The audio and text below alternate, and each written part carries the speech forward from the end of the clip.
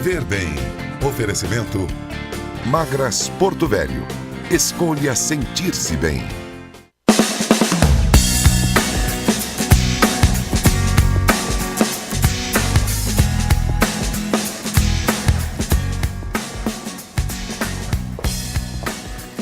Olá, mais um sábado aqui na tela da SIC TV com o nosso programa Viver Bem, que fala de qualidade de vida, e hoje com um tema muito importante. Afinal, você motorista, você pedestre, deve ficar atento.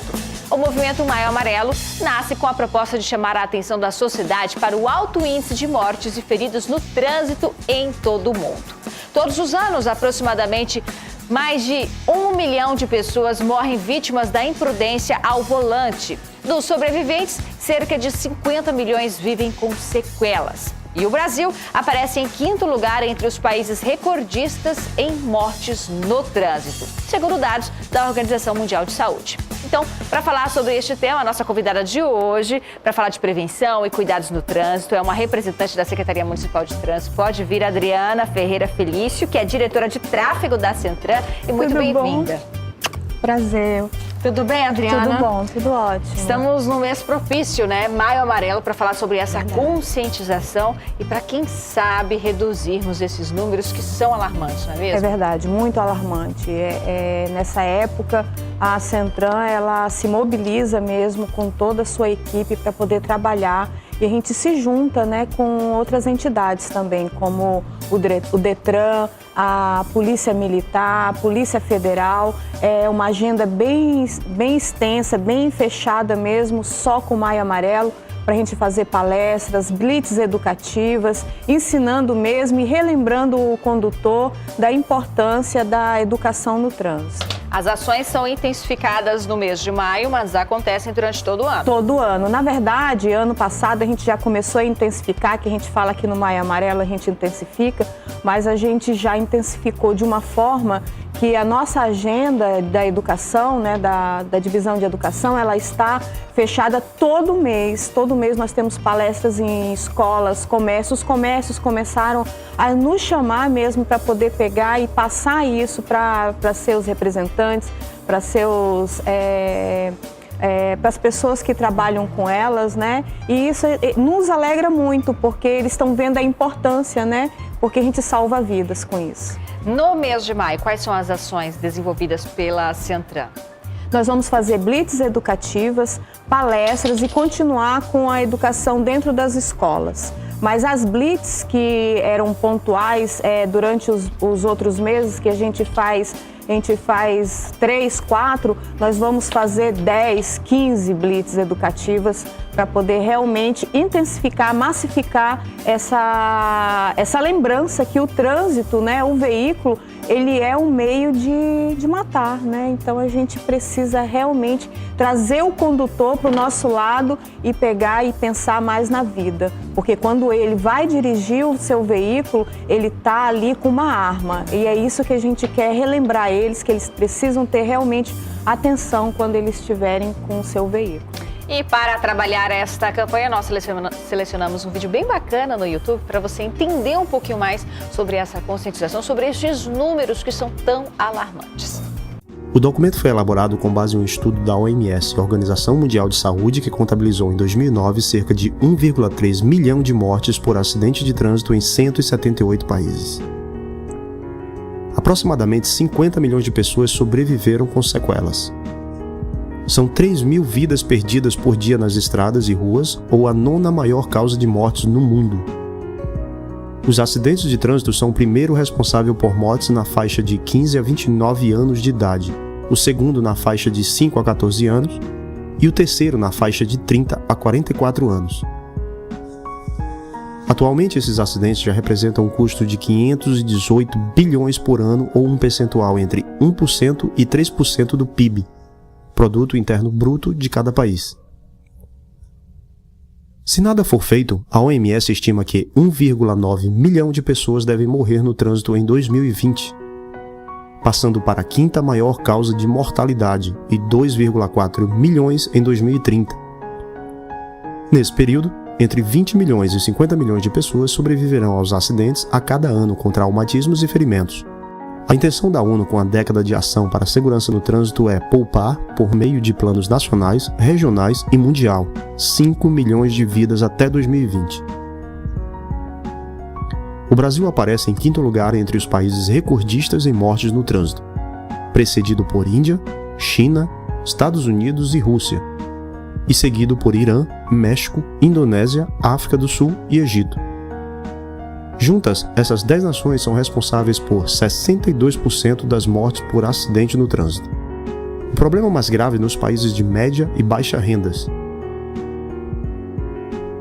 A OMS estima que 90% das mortes acontecem em países em desenvolvimento, entre os quais se inclui o Brasil.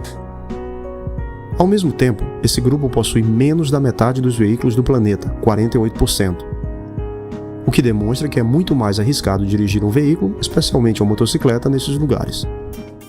O vídeo mostrou bem, né, Adriana, como nasceu a questão do Maio Amarelo. Não é simplesmente um mês comemorativo. A ideia é reduzir estatísticas previstas aí durante uma década de mortes no trânsito, que infelizmente parece que a gente perde realmente mais vidas por mortes no trânsito do que por qualquer outro problema de saúde. É verdade.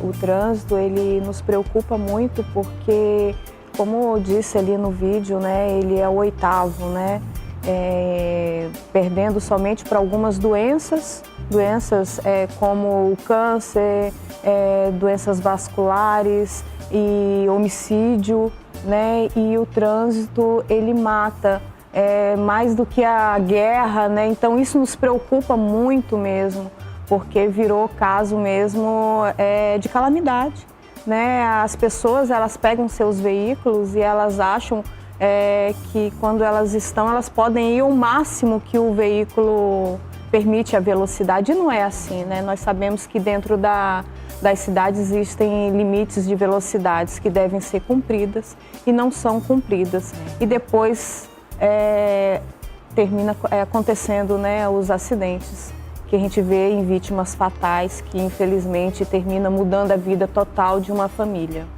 Muito bem, estamos falando sobre Maio Amarelo. Você de casa, não saia daí. O Viver Bem está apenas começando. Pausa rápida, daqui a pouco estamos de volta. Viver Bem. Oferecimento Magras Porto Velho. Escolha sentir-se bem. Viver Bem. Oferecimento Magras Porto Velho. Escolha sentir-se bem.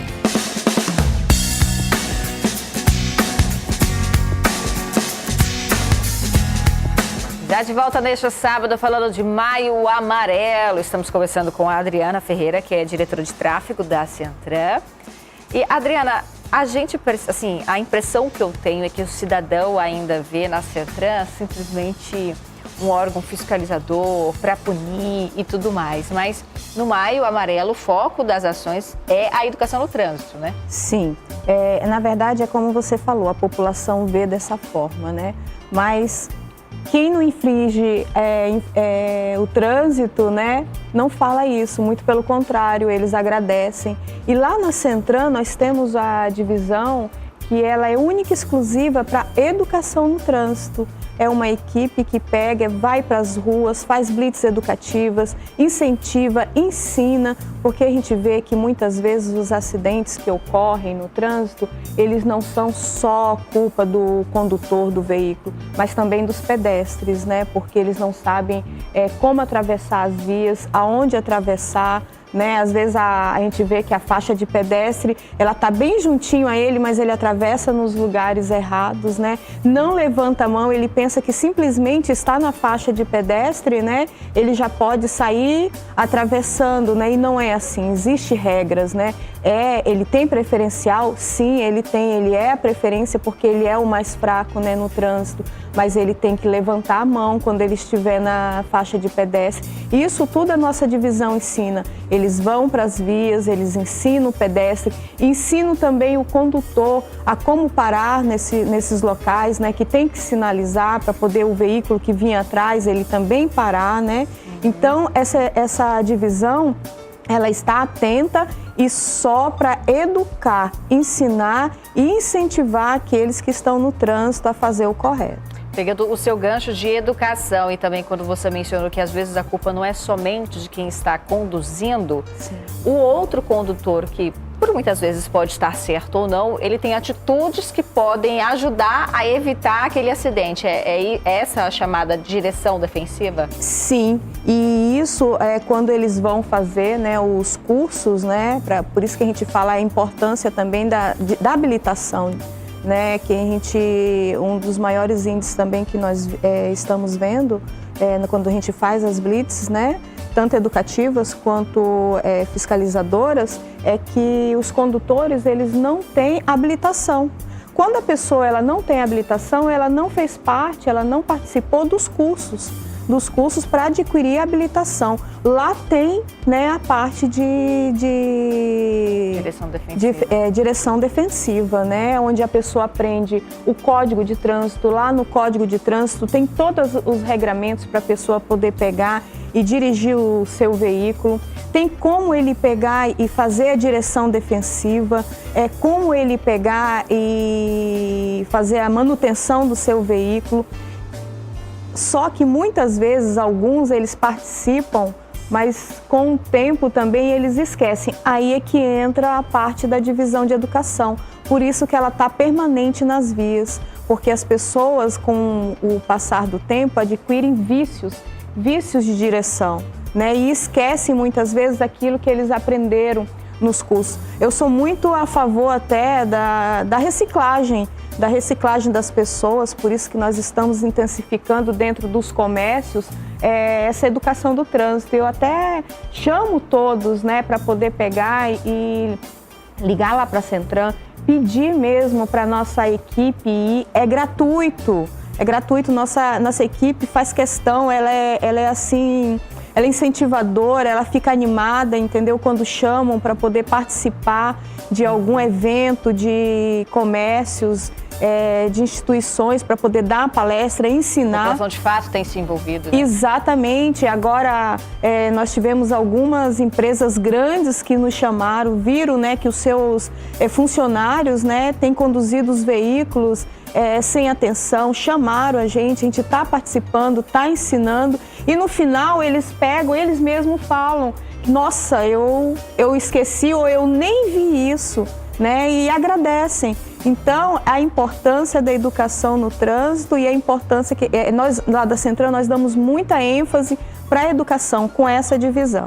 Quais são as principais causas de acidentes de trânsito? Há algum estudo que aponta quais são as principais causas? Sim, a imprudência, né, no volante, por falta de conhecimento ou os vícios, né? O excesso de velocidade, quando a pessoa ingere álcool, drogas, né? Esses são os principais. E quais os cuidados que o condutor ele deve ter consigo, mesmo antes de dirigir? Primeiro de tudo, ele tem que estar com o carro em dia, né? Segundo, ele não pode ter tomado nenhum medicamento, porque às vezes a pessoa pensa bem, se até está com resfriado, né? Toma um medicamento. Eu mesma já tomei um medicamento e quando eu vi, eu estava sonolenta. Então, se você não está com a saúde em dia ou você está tomando algum medicamento, você não pode dirigir, porque você causa acidente. Muitas vezes até dorme. Nós já tivemos casos numa via, na Jorge Teixeira, que o condutor dormiu porque tinha tomado medicamento e causa acidente. Isso é perigoso. Muito bem. Agora, eu queria que a gente fosse ali para o nosso plazo, para a gente falar sobre alguns cuidados. Queria convidar você para vir aqui comigo, para a gente falar de alguns cuidados que a gente deve ter com as crianças, né? Esse também é um ponto que você pode ficar aqui para a gente comentar um pouquinho, Adriana. Um ponto que os pais, os condutores devem ficar atentos, devem respeitar aí, sim, quando estamos no trânsito, para manter a segurança de todos, não é mesmo? Crianças, vamos colocar então os tipos de cadeirinhas. Hoje, para carregar a criança, qual é a regra no geral? Atrás. Criança até 10 anos, ela não pode ser conduzida no banco da frente. A não ser, tem algumas regras, alguns veículos, né, que só tem, né, os bancos da frente, né, aí pode com a cadeirinha, né, mas em geral, as crianças até 10 anos, elas devem ser conduzidas atrás e com cinto de segurança. até 13 quilos, elas podem ser no bebê conforto e de costas, né? E preferencialmente com alguém atrás, né? E depois, com desse peso, aí tem as cadeirinhas, tem os assentos. A gente vai mostrar cada um desses tipos para você de casa, para que você entenda. Já, depois do intervalo, que é bem breve, não saia daí. Viver bem. Oferecimento Magras Porto Velho. Escolha sentir-se bem. Viver bem. Oferecimento Magras Porto Velho. Escolha sentir-se bem.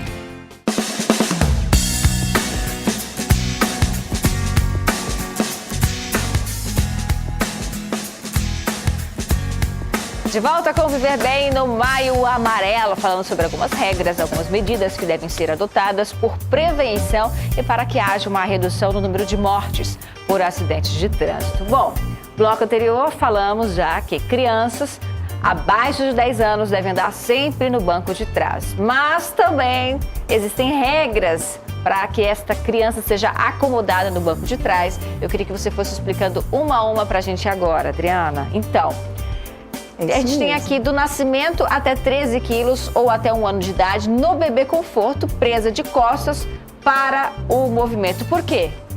Porque ela é muito frágil. Essa criança, ela ainda está em desenvolvimento, né? Então, ela precisa ficar de costa, porque se tiver alguma parada brusca, né, ela pode se machucar. Por isso que ela fica de costas, porque se o movimento for brusco, ela vem para trás. O bebê conforto, ele fica de costas pro condutor, o banco da frente, né? Então, por essa importância, ela não pode só estar atrás, ela tem que estar virada de costas. E sempre o bebê conforto preso também. Preso, ela tem que estar preso. Aqui, nessa parte aqui de trás, passa o cinto de segurança do veículo. Convencional do veículo para prender o equipamento. O equipamento. E a criança também tem. Exatamente. E a criança, ela precisa estar com esse cinto de segurança de 3 pontas, porque segura toda essa cervical dela.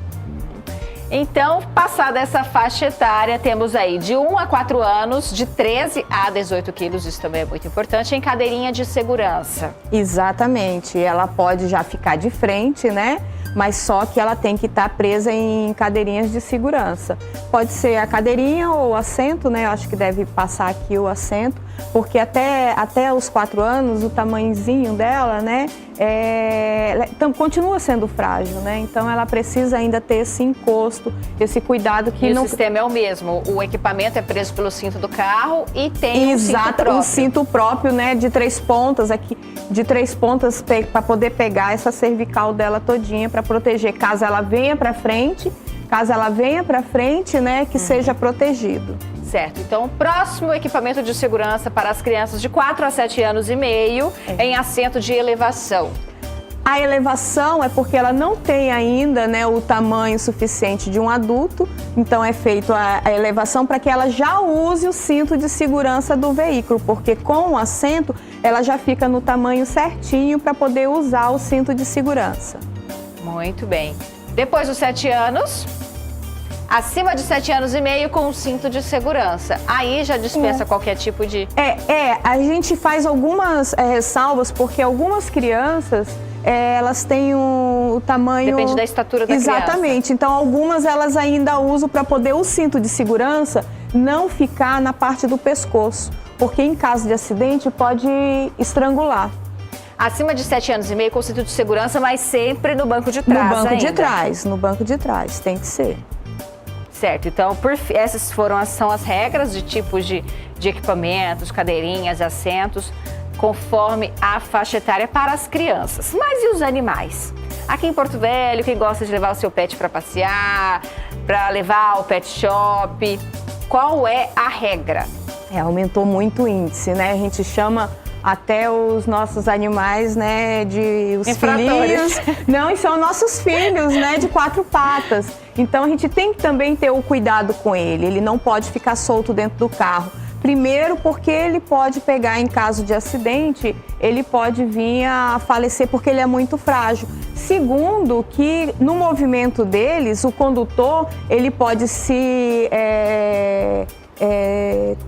se espantar, né, e pegar e causar também acidente no trânsito. Muito bem, e a gente sabe, né, como um acidente de trânsito pode transformar a vida de uma pessoa. Por isso, nós conversamos com uma pessoa que já passou por um momento muito difícil na vida, resultado de um acidente de trânsito, que conta essa experiência pra gente agora. Eu era bem explosivo, gostava de sair, beber, curtir, andar de moto igual doido. Eu moro em Jaru, na rua, e meus pais moram em Itabrão, no sítio, né? Aí, o dia de semana eu fico na rua, trabalhando ali, chega o final de semana eu vou pro sítio, distrair na casa deles um pouco, passar o final de semana com eles. Tinha bebido uma cerveja lá em casa, lá no meu pai, né? Aí eu tava indo pra Jaru.